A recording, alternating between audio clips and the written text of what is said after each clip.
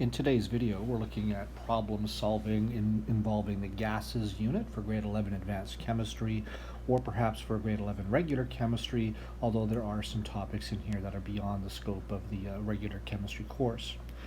One of the things that students find most confusing in the gases unit is simply the wide variety, the huge number of gas laws that they have to deal with. If you're used to solving things in sort of a memorizing approach, then that's going to fail you here because there's just too many things to try to memorize and try to figure out when to use them by memorizing. So what you really want to do is try to focus as much as possible on what the gas laws mean and understand them conceptually. And then when you approach a problem, try to access that level of understanding and not just memorizing. All right, so we begin with the most important gas law. It's the ideal gas law. The ideal gas law, PV equals nRT. In the ideal gas law, all four variables, pressure, volume, moles, and temperature, are involved, so it's often considered like the master gas law. The units for these different variables are important. For temperature, in all of the gas laws, we use the absolute temperature scale. If you look at the bottom of the screen, Kelvin is the absolute temperature scale, and that's equal to degrees Celsius plus 273.15. So temperature must be in Kelvin units. The N is moles, so that's straightforward. We'll always use moles for moles. Volume in the ideal gas law will be in liters. Okay, so in the ideal gas law, volume is restricted to liters. In other gas laws, that's not the case. Now that leaves pressure. We could choose one particular unit for pressure and agree to only use that unit, but usually what we do is we allow at least two different pressure units. So if you end up using pressures in kilopascals, so kPa, then the last letter in this formula, the R, which is the ideal gas constant, will have a value of 8.314. If you choose to use pressures in atmospheres, then the value for R will be 0.08206 or 0.0821 if you like to round it off a bit more.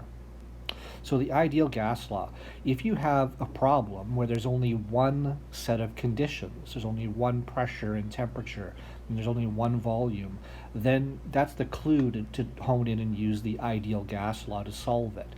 On the other hand, if you see an initial pressure and a final pressure, or a starting temperature and a new temperature, things like that, then that tells you this is likely not going to be a question that involves the ideal gas law. The second most important equation that's here is the combined gas law.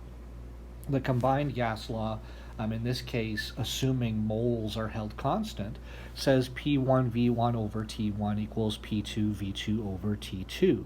So in these problems, all three of those variables, pressure, volume, and temperature, are changing, and that's the clue to use this equation.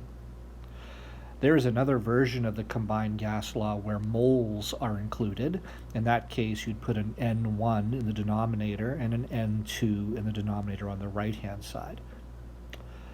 Then we get various laws where only two variables at a time are being studied, and the other two variables are being held constant.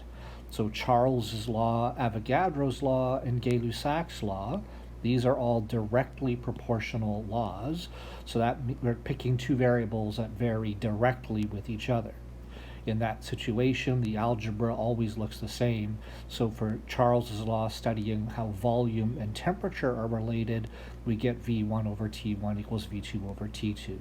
Avogadro, moles and volume are directly proportional, and Gay-Lussac, pressure and temperature are directly proportional. Notice when you look back at the ideal gas law, if you pick any two variables that are on opposite sides of the equation, so let's pick volume and temperature, then that means you're going to get a direct proportion between them, so Charles's law. On the other hand, if you were to pick, instead of volume and temperature, pressure and temperature, then you'd see another direct proportion, and that would be Gay-Lussac's law. So when the two variables are on opposite sides of the ideal gas law, it comes to a direct proportion, and you get an algebra that looks like this. On the other hand, if you pick two variables that are on the same side of the equation, and the only really common version of that is to study pressure and volume together, then you get an inverse proportion, and that leads to Boyle's law, P1V1 equals P2V2. Okay, so when they're on the same side of the ideal gas law, it's a indirect proportion, and when they're on the opposite sides, it's a direct proportion. Now, in every one of those four laws, keep in mind the other two variables are held constant. We then have equations involving energy and velocity. So if you have a gas, you can calculate the average kinetic energy of the gas particles. The average kinetic energy, as you can see in the formula, only depends on temperature. It's the only variable there that determines kinetic energy. The R here is the ideal gas constant, but here we're restricted to a value for R. When we're using this formula for kinetic energy, we use 8.314 as the value for R, along with temperature in Kelvin, because that leads us to SI units for energy. The SI unit for energy will be joules per mole in this case. So when you use 8.314, your kinetic energy will be joules per mole, average kinetic energy. And that leaves us with velocity. The equation for velocity is derived from the kinetic energy equation, and it gives us the root of 3RT over molar mass. Now the 3 and the R there is the same R, 8.314. Temperature is the Kelvin temperature as always, but this molar mass is special. It's the only equation in all of chemistry that we're going to see where molar mass has to be in SI units. The SI unit for mass is not the gram, it's the kilogram. So when you're using this equation for average velocity, you have to remember to use kilograms per mole, not the normal grams per mole for molar mass. When you do that, if you use only SI units on the right, you'll get SI units on the left, and for velocity that means you'll get meters per second.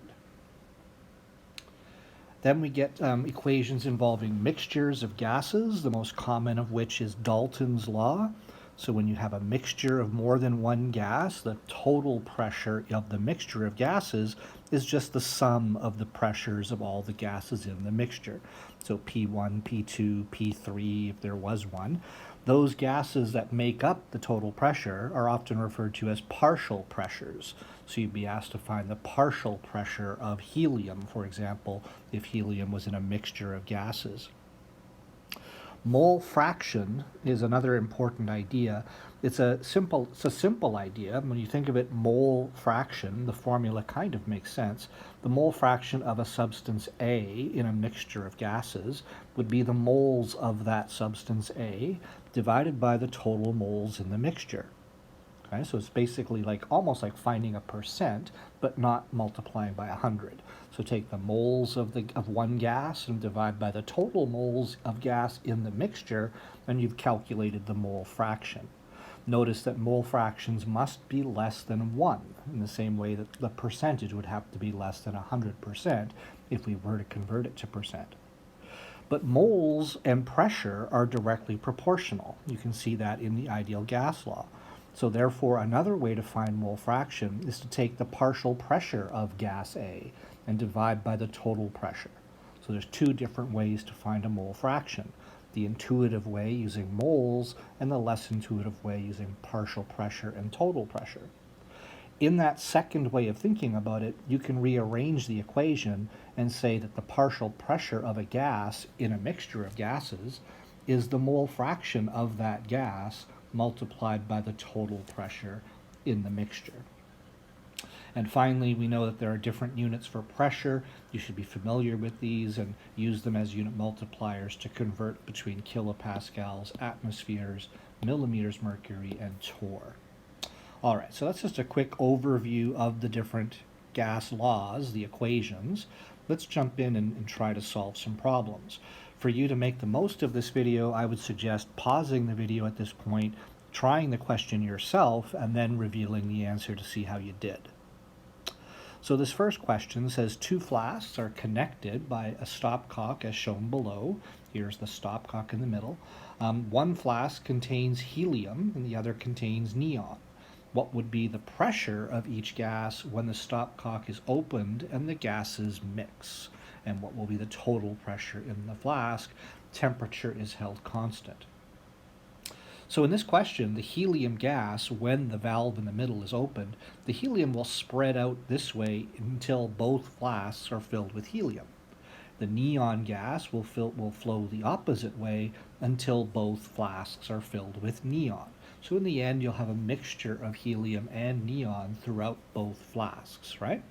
Now the first flask volume was 4 liters and the pressure of the helium is 0.24 liters.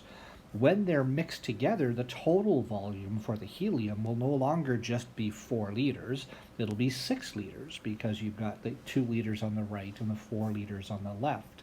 So the total volume will be 6 liters. So now I realize the pressure is changing and the volume is changing, while the temperature and the moles of gas, it's a sealed container, the moles of gas stay constant. So when I realize pressure and volume are changing, then that tells me this is a Boyle's law problem. And Boyle's law says P1V1 is P2V2. They are inversely proportional. So as the helium spreads out over both flasks, the pressure of the helium will go down from 0.24 to something smaller. And the same thing for neon. It'll drop from 0.6 to something smaller. So let's calculate the pressure of each gas. So we'll do helium first. So if we're trying to find the pressure after they've mixed, we're looking for P2 in the Boyle's law equation. So let me just rearrange that. P helium, that'll be my P2, is equal to P1V1 divided by V2. So that's going to give me the original pressure was 0.240 atmospheres times the original volume, which was 4.00 liters, and the new volume, V2, when it's flowed throughout the entire system, will be 6.00 liters. Grabbing a calculator and multiplying and dividing, keeping 3 significant digits, we get 0.160 atmospheres is the pressure of helium. For neon, we'll do the same thing. The pressure of the neon will be P1V1 over V2, and that's going to be its original pressure was 0.600 atmospheres. Its original volume was 2.00 liters, and the total volume is the same as for helium, 6.00 liters. So basically we're taking 1/3 of 0.6. So we're going to be getting 0.200 atmospheres is the pressure of the neon. So we've answered the first part of the question, what would be the partial pressure of each gas in a mixture, but what's the total pressure going to be? Well, to do that, we'll use Dalton's law. P total in a mixture of gases is the sum of the partial pressures. So in this case, the sum of the helium and the neon pressures. So that's going to be the 0.160 atmospheres from the helium and the 0.200 atmospheres from the neon to give me 0.360 atmospheres, the total pressure of the gas in the mixture. So the total pressure and the 2 partial pressures. All right, again, you should stop the video and try the question yourself. So here we have a propane gas tank, like you might use with a barbecue or a grill at home. It's got 9.10 kilograms of propane gas, C3H8. So I have a mass of propane. The tank has a volume of 21.5 liters. So now I see a mass and a volume. I'm looking for the pressure in the tank on a hot day where the temperature is 35 degrees Celsius, and I want to express the pressure in kilopascals. So which gas law do I use for this? Well, there's only one only one value for each of the different variables in this question. We have one volume, we have one temperature, we have one mass of gas. So that tells me this is almost certainly an ideal gas law question. So let's write the ideal gas law. PV is nRT. Now I like to do a little substitution. We remember that moles is the same as mass divided by molar mass, so I like to substitute that in the ideal gas law, and I get PV equals mass of gas times RT divided by the molar mass. Now, some people would prefer to take the mass that was given in the question and go find the moles separately and then put that into the ideal gas law. That's fine also. So now I'm going to do some algebra. I'm looking for the pressure. So to get the pressure by itself, I need to divide both sides by volume. So I get pressure is mass times R times T divided by the molar mass times the volume. So I just divided both sides by volume. Now all I need to do is make sure my units are good as we plug these things into the formula. The mass was 9.10 kilograms. Well, we can't use kilograms in this formula. We use kilograms for molar mass, as we said earlier, when finding average molecular speeds, but we don't use kilograms anywhere else. So we're going to use grams, so 9.10 kilograms, a quick little conversion if you have to. Get rid of kilograms, switch to grams. There's 1,000 grams in a kilogram. So we get 9.10 times 10 to the 3 grams. You could just write 9,100, but the number of sig figs there would be ambiguous. And then let's multiply that by R. Now, the pressure we're looking for should be in kilopascals. That means I want to use the 8.314 version of R. Now, I get to be a little bit lazy. I don't put the units in for R. I just put the number. But keep in mind, R does have units. If you rearrange the ideal gas law, let me write this maybe up here above the cylinder. If you rearrange the ideal gas law, you get R is equal to P times V divided by N times T. So if we're going to use the kilopascals for pressure, then the units for R will end up being kilopascals, that's the pressure, times liter, that's the volume, per mole, that's the moles, and per Kelvin, that's the temperature units. So these would technically be the units for R if we're using kilopascals for pressure. But it's just a little bit awkward to always write those in, so I usually leave out the units. Now we want the temperature. The temperature is 35.0 degrees Celsius, so you remember to convert that to Kelvin, you just add 273.15, so we'll get a temperature of, let's see, we get 308.2 Kelvin, if I round it off to 1 decimal place. The molar mass of the propane, C3H8 was its formula. The molar mass is 44.11 grams per mole, and the volume will be in liters, and sure enough it was given in liters in the question, 21.5 liters. So now I just have to grab my calculator and evaluate this. Looking at those numbers, I'm going to keep 3 significant digits in my answer. So doing that on my calculator, I get 2.46 times 10 to the 4 kilopascals. So 24,600 kilopascals is the pressure of the propane in that tank. All right, question 3. Again, pause the video and see if you can do that yourself. So we have an aerosol can, a spray can. It can withstand a total pressure inside of 1.5 megapascals. You remember that mega means million, right? So there's 1.5 million pascals before the can will burst. It'll blow up. The can contains gas at a pressure of 600 kilopascals, so almost 6 times the atmospheric pressure, at about 20 degrees Celsius. And it says, what's the highest temperature that it could reach before exploding? Now, so in this question, the pressure is changing and the temperature is changing, right? What's the highest temperature it could reach? So we know from our discussion earlier, this is Gay-Lussac's law, pressure and temperature, and we know that they're on opposite sides of the ideal gas law, so they're directly proportional to each other. So at higher temperatures, you get higher pressures. So we get the direct proportion with Gay-Lussac will give us P1 over T1 equals P2 over T2. So now that we've got that, we can rearrange it. We're looking for the highest temperature. So we're looking for T2. So if we arrange this, we cross multiply. Okay, if you're not that familiar with cross-multiplying, if we're looking for T2, then you want to multiply the two things that are opposite from each other. So we're going to multiply P2 times T1, and then we're going to divide by the third one. We're going to divide by P1. So we end up getting the equation T2 is P2 times T1 divided by P1 when we cross-multiply.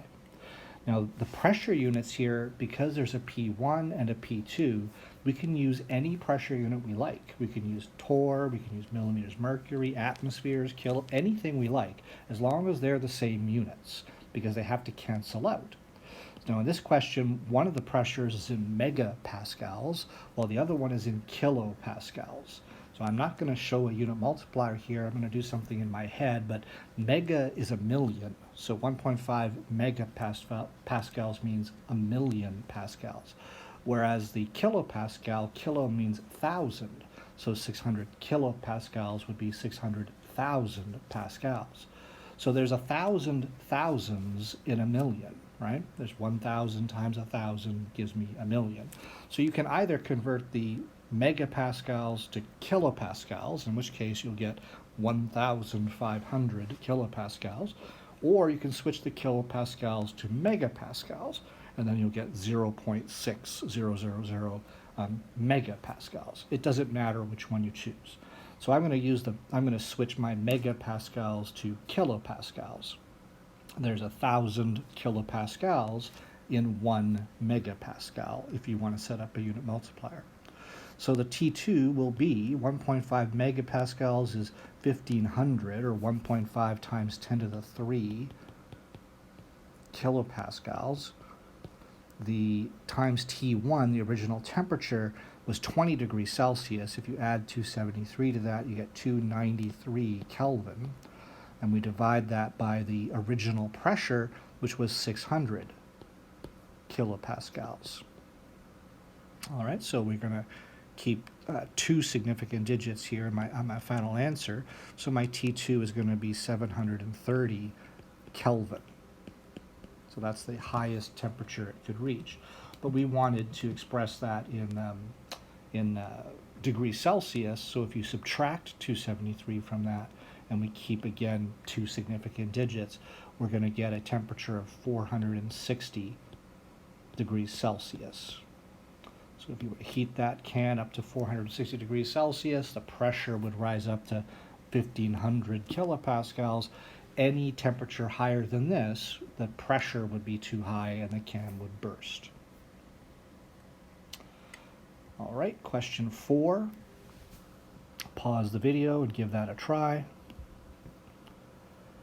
So we have a balloon in a boat at the top of the ocean here. The balloon is 5.0 liters in volume. It's got gas in it with 5.0 liter volume. And the pressure is 1.0 atmospheres at the surface. Now we're told that for every 10 meters of depth, so as the diver swims down 10 meters from the surface, 10 meters, will be an added pressure of 1 atmosphere. So in this case, they swam down 80 meters to the bottom of at the bottom of this water body. So if we've got 80 meters of depth, and we know that for every 10 meters there's 1 added atmosphere of pressure, then that's going to give me an added 8.0 atmospheres added pressure. Now keep in mind that's the added pressure. The original pressure was 1 atmosphere. Therefore, the new pressure is going to be 9 atmospheres, right? So it was 1 atmosphere at the surface, add 8 atmospheres, and you get a new pressure of 9 atmospheres.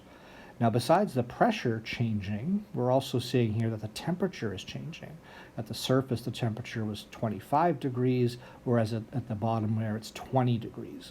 So pressure is changing, temperature is changing, and we also see the volume is changing. In fact, we're trying to find the new volume at the bottom. So this is all 3 of those variables changing. So that tells me it's the combined gas law. P1 V1 over T1 is P2 V2 over T2. And we want to find the final volume, V2. So I personally would just cross multiply here the same way we did before. So take the two things that are opposite from each other and multiply them together. So we're going to say here that V2 is equal to P1 V1 times T2, and then divide by everything else. So divide by the P2 and divide by the T1. Now that I've got the algebra, just double check I haven't made a little mistake. The last thing to do is just make sure you don't screw up with units and things like that. So the original pressure at the top of the water body was 1.0 atmospheres, and we can use any unit for pressure as long as they're the same for P1 and P2. The original volume was 5.0 liters. And again, we can use any volume unit here because there's a V1 and a V2. The volume units just need to be the same.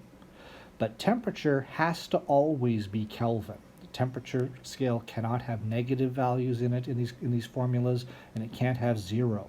So we need to use the absolute temperature scale in all of our gas law problems. So the new temperature, T2, at the bottom was 20 degrees Celsius. If I add 273 to that, I get 293 Kelvin. Divided by the new pressure, we just agreed the new pressure would be 9.0 atmospheres.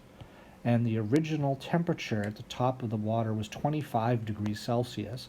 So add 273 and you get 298 Kelvin. So now we can say the final volume will be, plug all this in on a calculator, and you get 0.55, keeping 2 sig figs, and the units will be the same units that they were for V1, so this will be 0.55 liters. There's the new volume at the bottom of the body of water. All right, question number 5.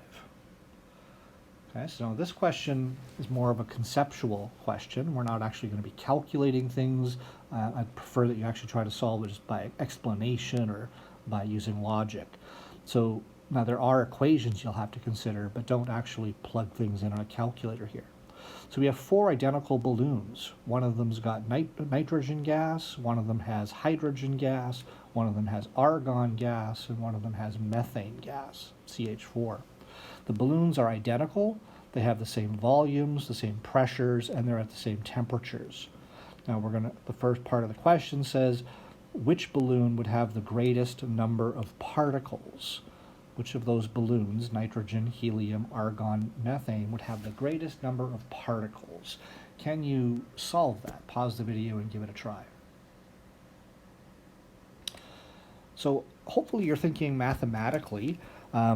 The ideal gas law tells us that the moles of gas would be equal to the pressure times the volume divided by R and T. And in this case, pressure, volume, and temperature are the same in all 4 balloons, are the same in all the balloons. So if the PV and T are going to be the same, then wouldn't it make sense, therefore, that N, the number of moles of gas, would also have to be the same, just purely mathematically. So N is the same. But if all the gases have the same number of moles, then therefore they all have equal numbers of particles, right? They have the same number of moles of gas, they'd have the same number of particles. Question B. Which balloon would have particles with the greatest average kinetic energy? Again, we're looking for the average greatest kinetic energy. Don't use any mathematics, like don't do anything on a calculator, but try to figure that out conceptually. So you should have brought to mind your formula for average kinetic energy. The kinetic energy equation said it's equal to 3/2 RT. And using the same logic we just used a moment ago, the kinetic energy here only depends on T, temperature. So we could say here that since T is the same for all balloons, then that means the kinetic energy, or the average kinetic energy, that's a better way to put it, is the same also, right? R is the constant, right? The capital R is the ideal gas constant, so it's the same in all these situations as well.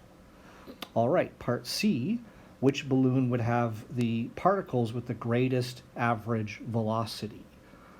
Which of those balloons, nitrogen, hydrogen, argon, methane, have particles with the greatest average velocity? Pause the video and give that a try. So the formula for average velocity was, or speed, is v is equal to the square root of 3RT over m, where m is the molar mass. Now I can see here that although they're going to have the same temperatures, they don't have the same molar masses. So in this case, they're not all going to be the same. So let's see, T is the same for all the balloons.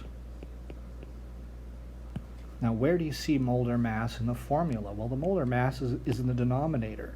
So if I'm looking for the greatest velocity, that will come if I'm dividing by the smallest molar mass, right? Divide by a smaller number, you get a bigger answer. So we're looking for the balloon with the smallest molar mass. So the gas with the smallest molar mass will have the biggest average speed. So of the choices of the gases we had, hydrogen, H2, has the smallest molar mass, right? The molar mass of hydrogen was 2. Everything else is bigger than that. Question D, which balloon has the greatest mass? There's more than one way to figure that out. Can you give that a try?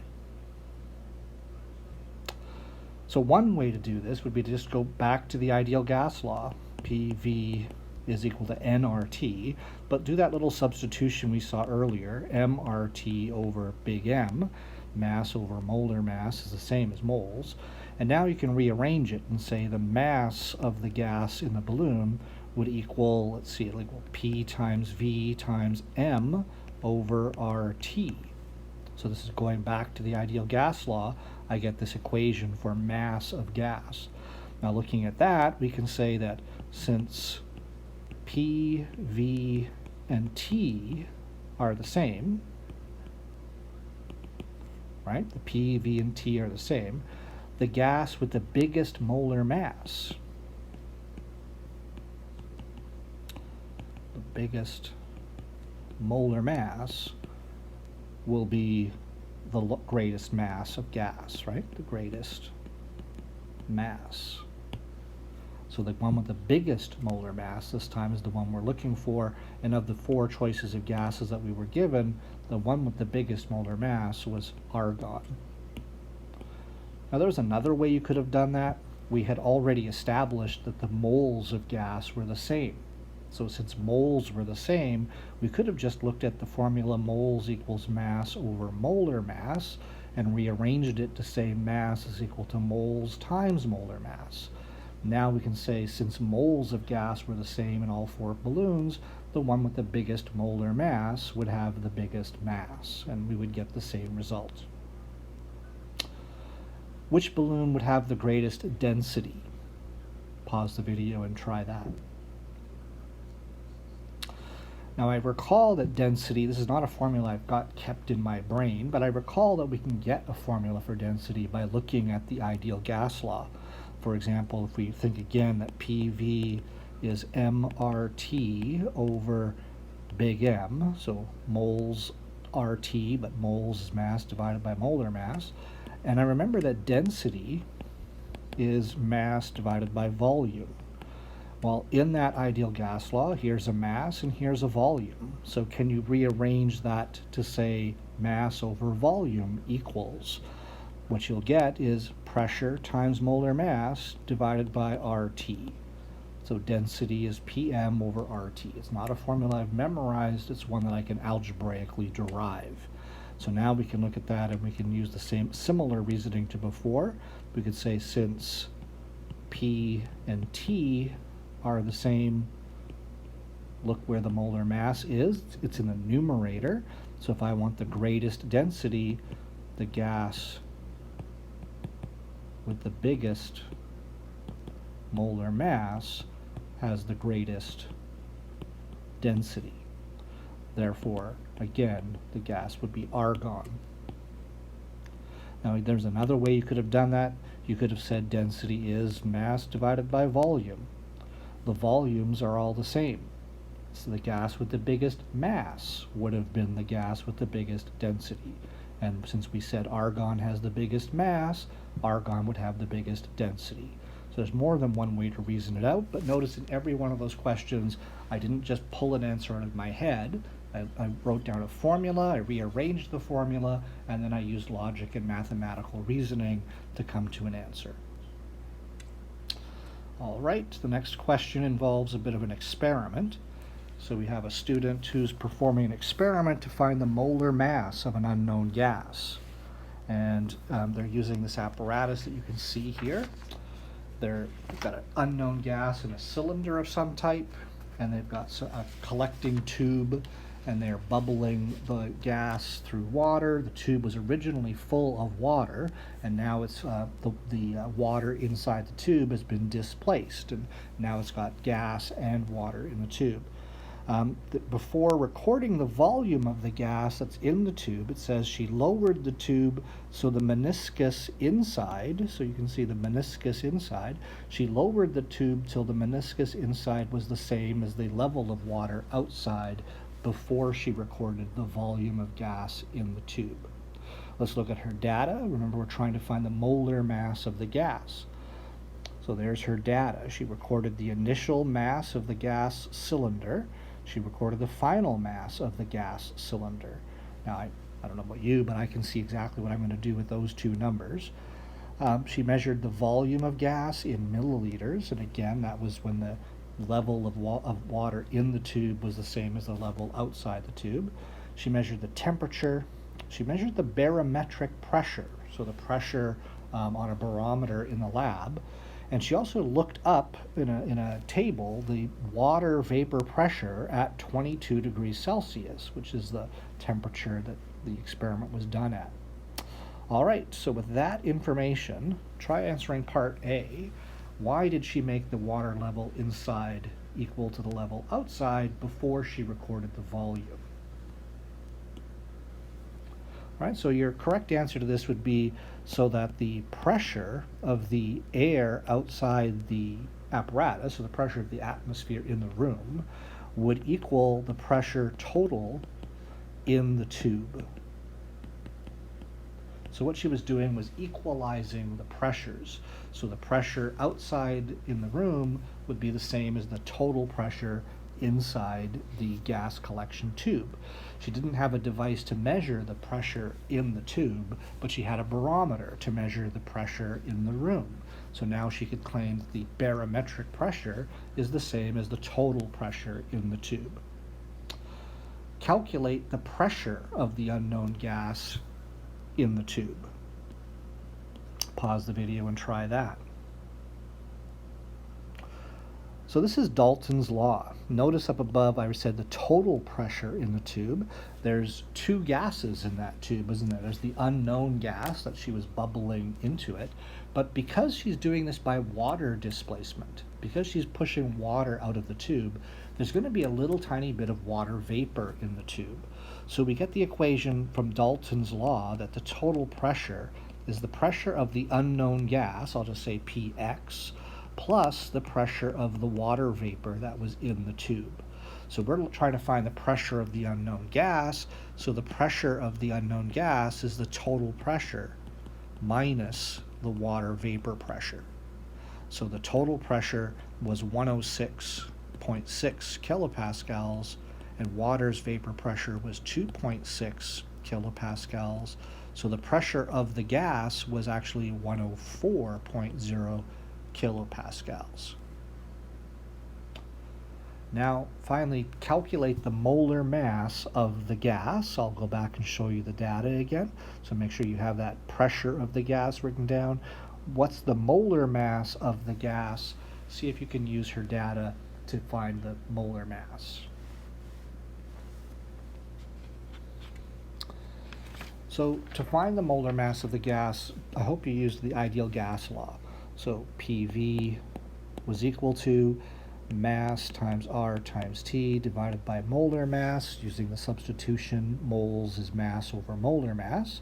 And that lets me rearrange this to say the molar mass of the unknown gas would be MRT divided by PV. And if you look at the data table, we now know all of the things that we need to calculate the molar mass. The mass of the gas would be the mass of the cylinder before she let the gas escape. So the original mass was 52.173 grams, minus the mass afterwards, where it had fallen to 51.964 grams. So the mass of gas was 0.209 grams. Now we can say the molar mass will be the mass, 209 grams, times R. Now, what units do we want for pressure here? We're going to use kilopascals because the barometer pressure was in kilopascals, so that means R will be 8.314. Temperature converted to Kelvin, so add 273.15, we get 295.2 Kelvin, and we divide that by the pressure of the gas, so we just found that was 104.0 kilopascals. And finally, we need the volume of the gas, but it has to be converted to liters. So 85.3 milliliters, 1 unit multiplier, or just divide by 1,000, and you'll get 0.0853 liters. Plugging all that in on your calculator, your molar mass is 57.8 grams per mole.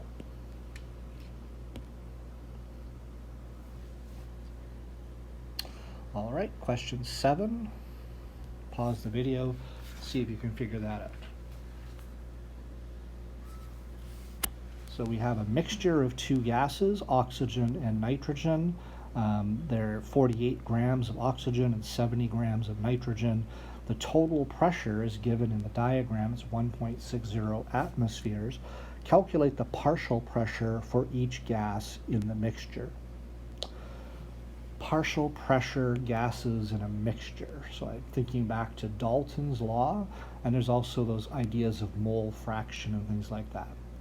When I see that I know the mass of each gas, then that tells me I can convert those to moles. And if I know the moles of the two gases, then I could find the mole fraction of each gas if I want. And now I also know the total pressure. I think I see a path to go find the partial pressure of each gas. So the first thing I would do would be to find the moles of the two gases. So moles of oxygen, we have 48 grams, switch grams to moles.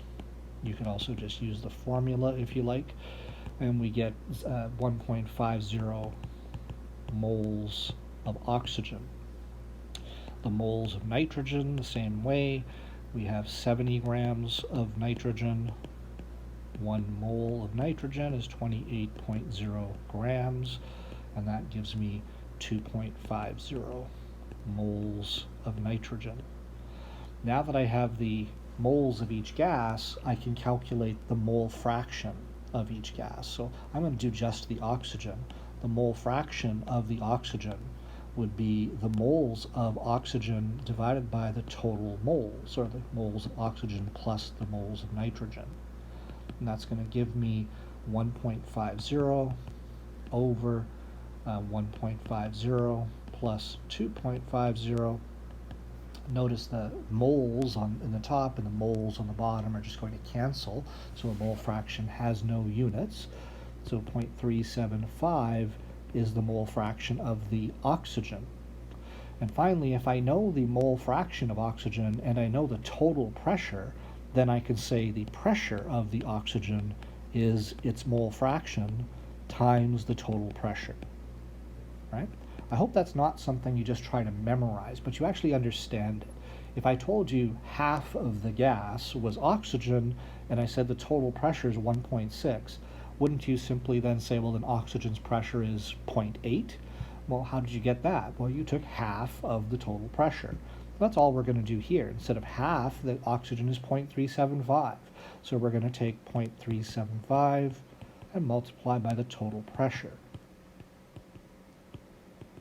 And that gives me a pressure of 0.600 atmospheres is oxygen's partial pressure.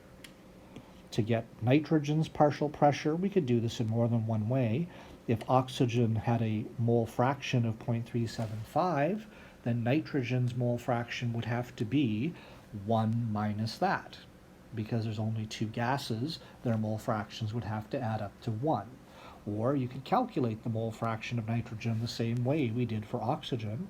If you know the mole fraction of the nitrogen, you could calculate nitrogen's partial pressure the same way we did oxygen.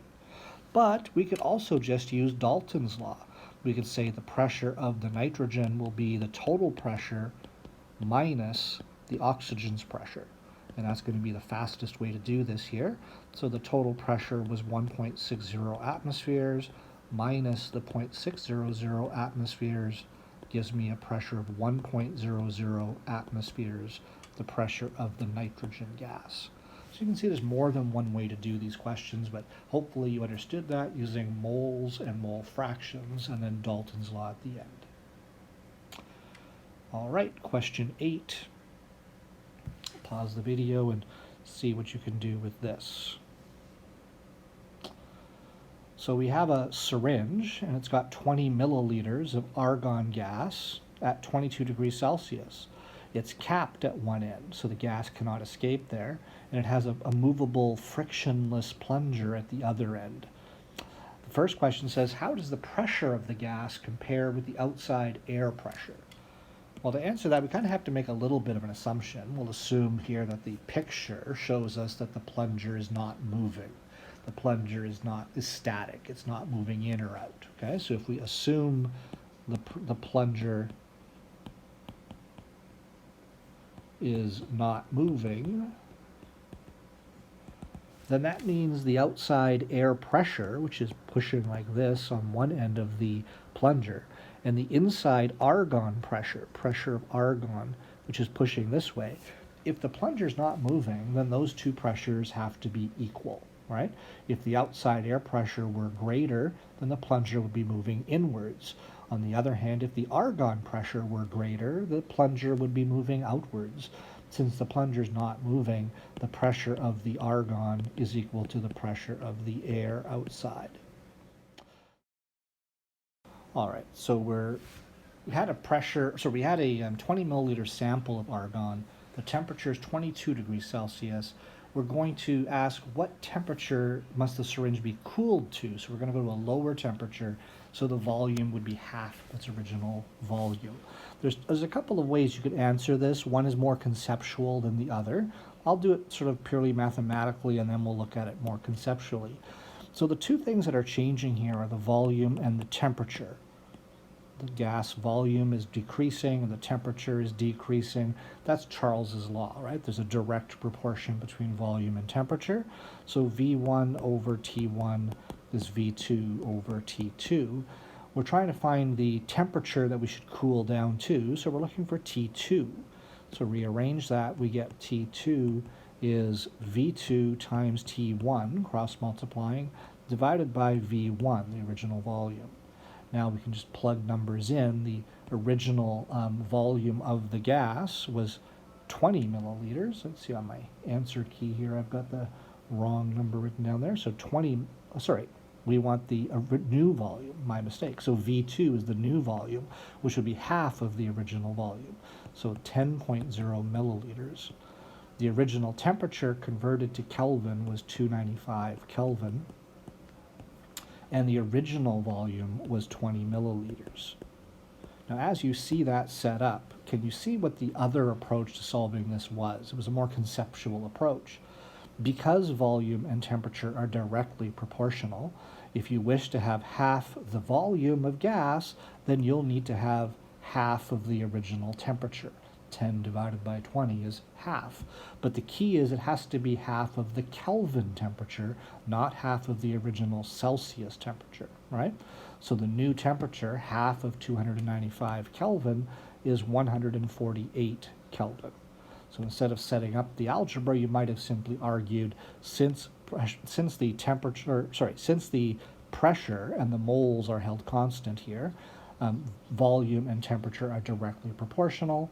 To have half the volume, you would require half of the original Kelvin temperature, and then simply show that calculation. Now to convert that back to degrees Celsius, subtract 273 from this, and you'll get a temperature of minus 125 degrees Celsius.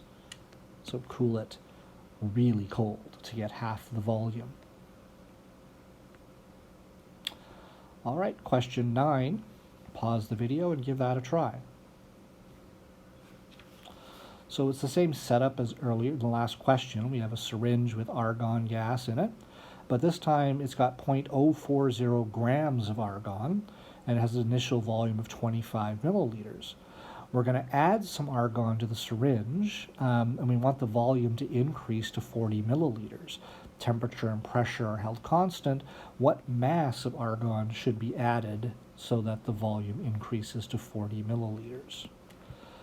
Now, I don't have a gas law that talks about mass and volume, but I do have something that talks about moles and volume, and I know that mass and moles are related to each other. So I'm thinking right away of Avogadro's law, moles and volume. So Avogadro said that moles and volume are directly proportional, so N1 over V1 is N2 over V2. They're on opposite sides of the ideal gas law, so they're directly proportional. And now there's a couple of ways to go. You could take the original mass that was given in the question, we could convert that to moles, and then we could say that's N1. We have a V1 and a V2, so we could go find N2, the moles afterwards, and then we can convert that back to mass, and we could do it that way. Or we could be a little bit more sophisticated. We could remember that moles is the same as mass over molar mass. So if we take the Avogadro's law, we could change it to say M1 over molar mass times V1 equals M2 over molar mass times V2. So, you might be wondering, why am I saying M1 but not molar mass 1? Why does it just say molar mass? It's because the gas is the same before and after. It's just argon gas. So the molar mass is not changing. But now that I've written it like this, the molar mass on each side is the same number. So we could simply cancel that out. And that leaves us a new gas law. We get M1 over V1 equals M2 over V2. Right? So it's a derived law from Avogadro. Cross-multiplying to find the final mass, we would get mass 2 is the original mass times the new volume divided by the original volume. Plugging our numbers in, we get 0.040 grams times the new volume, 40.0 milliliters. Now remember, when there's a V1 and a V2, you can use whichever units for volume you like. If you want to switch them to liters, go for it, but it'd just be a bit of wasted time to do that here. And the original volume was 25 milliliters. So my new mass at the end is 0.064 grams. But is that what we were trying to find? Are we trying to find the final mass? We're actually trying to find what mass of argon should be added. So we don't want to just find the final mass. We want to know what mass should have been added. So to do that, we take the final mass, 0.064 grams, and we subtract the starting mass, 0.040 grams, and we get an answer of 0.024 grams of argon should be added.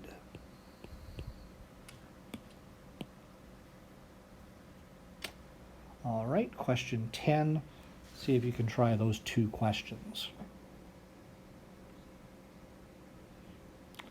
So we have a 2-liter flask full of methane gas. We have its temperature, we have its pressure. We want to know what is the average kinetic energy of the methane gas particles. So I have an equation for average kinetic energy. It's 3/2 RT. And I remember conceptually that the only thing that determines the average kinetic energy is temperature. So the volume and the pressure here are irrelevant, right? I also remember that I want SI units for the energy. Energy will be in joules per mole. So I need to use the SI version of the ideal gas constant, which is 8.314. So 3/2 times 8.314. My temperature converted to Kelvin is 25 degrees Celsius. So this will be 298 Kelvin. And that'll give me an answer of, with 3 significant digits, 3,720 joules per mole. Or you could divide by 1,000 if you like and say 3.72 kilojoules per mole. All right. Now notice the fact that this was methane gas was irrelevant. The only thing that mattered here was the temperature. So no matter what gas you had, if the temperature was 25 degrees Celsius, the average kinetic energy of the particles would be the same value. Also keep in mind it's an average. So it means that the particles will all have different kinetic energies, but the average energy for all of the particles in the container is what we've calculated here. Part B says what's the average speed of the gas particles, and again we have a formula for this. The average speed is the square root of 3RT over the molar mass. And we remember there's something peculiar in this formula. The molar mass, this is the only place where we have to use SI units for molar mass, which are not grams, but are instead kilograms. So we need to use the molar mass in kilograms. So equals the square root of 3, the same SI value for R, temperature is still 298 Kelvin, and the molar mass of methane is 16.05 grams, so that'll be 0.01605 kilograms divided by 1,000. And that gives me an average speed of 681, and the units, because we're sticking with SI, the units for the speed will be meters per second. 681 meters per second. Notice that we were dividing by molar mass. So if you had particles at the same temperature, two different gases, they will not have the same average speed, even though they have the same average kinetic energy. Particles with smaller molar masses end up having larger average speeds. All right, question 11. A couple more questions and we're done. What's the density of oxygen at STP? Would you expect a balloon of oxygen to float or sink in air? Explain your answer. Go ahead and try that. So we talked about this earlier. This is not a formula that was listed in the earlier formulas, but I just remember that I can get a density formula from the ideal gas law. So PV is mRT over M. I've done the substitution. Mass over molar mass gives me moles. And then I remember that the density is mass divided by volume. So if I rearrange that, density is mass over volume. That gives me, rearranging, pressure times molar mass divided by RT. And now that I've done the algebra, just plug in your information. We had an STP was the statement of the conditions, that's standard temperature and pressure. Standard temperature is 273 Kelvin, 0 degrees Celsius. Standard pressure is 1 atmosphere, or 101.3 kilopascals. I'll use the atmospheres here, but you could also use the kilopascals. So I'm going to say 1.00 atmospheres. Oxygen's molar mass is 32.00 grams per mole. And R, since I'm using atmospheres, is 0.0821 or 0.08206 if you like. And the temperature at STP is 273 Kelvin, 0 degrees Celsius. So the density here will be 1.43, and it'll have units of grams per liter. Grams per liter because in the ideal gas law, the volume is always in liters. All right. Second part of the question, would you expect the balloon full of oxygen to float or sink in air? Well, to understand that, you have to remember that something will float if its density is less than the density of the fluid around it, while the substance will sink if its density is greater. Air, what do we know about air? Air is about 78% nitrogen and about 21% oxygen, and it has a few other things in it as well, so many different things in it. But nitrogen's molar mass is 28 grams per mole. Oxygen's molar mass, 32 grams per mole. Look at our density formula, and we notice that the molar mass is in the numerator. So since air has a lot of gas, nitrogen, which is lower molar mass, then the density of the air would be less than the density of the oxygen. Or another way to put it, the oxygen's density would be greater than the air's density. Since oxygen's density is greater than the air's density, the balloon would sink in the air. So you'd expect a balloon full of oxygen to sink to the floor, while a balloon full of helium would rise up in the atmosphere. Now that ignores the mass of the balloon itself, okay? Question 12. Give this question a try. You have a 500 ml flask with pure chlorine gas, a yellow gas, 20 degrees Celsius. The inside pressure is 2.50 atmospheres. What is the number of moles of chlorine gas in the flask? So I notice there's one volume, there's one temperature, there's one pressure, and I'm looking for moles. So that sounds to me like the ideal gas law. So PV equals, I'm looking for moles, so I won't do my normal little substitution. I'll just say nRT. Rearranging that, we get moles is pressure times volume divided by R times T. Plug your numbers in. The original pressure, the pressure of the gas rather, not original, 2.50 atmospheres. The volume in liters, so take that milliliters and switch to liters, 0.5000 liters, and then divide by R. The pressure was in atmospheres, so 0.0821 is my R value. And the temperature was 20 degrees Celsius, which would be 293.2 Kelvin. So the moles of the oxygen here, so the moles of chlorine rather, would be 0.0519 moles. The second part of the question, the gas was transferred to a larger flask, a 2-liter flask. It was then put in a freezer where the temperature was minus 30 degrees Celsius. Should the pressure increase or decrease? And calculate the new pressure in the flask. See if you can answer both of those questions.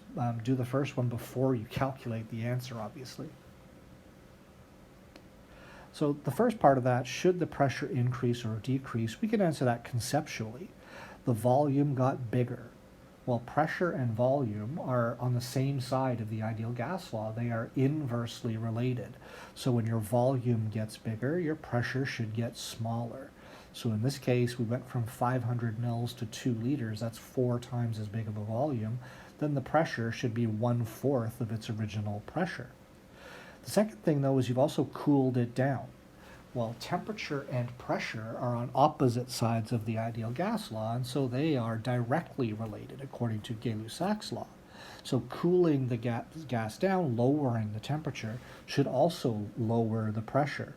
So since both of these changes will result in lower pressure, I'm very confident that the gas pressure will go down, it will decrease. Now let's actually calculate it. Well, there's 2 ways to do this. One way would be to use the combined gas law, because we have an original pressure, an original volume, original temperature, and we have a new pressure, a new temperature, a new volume. So we could use, oops, wrong utensil there. We could use P1 V1 over T1 is P2 V2 over T2 and go find the new pressure, P2. Or, because we've already found the moles of gas, 0.0519 moles, we just calculated that, I can just use the ideal gas law again.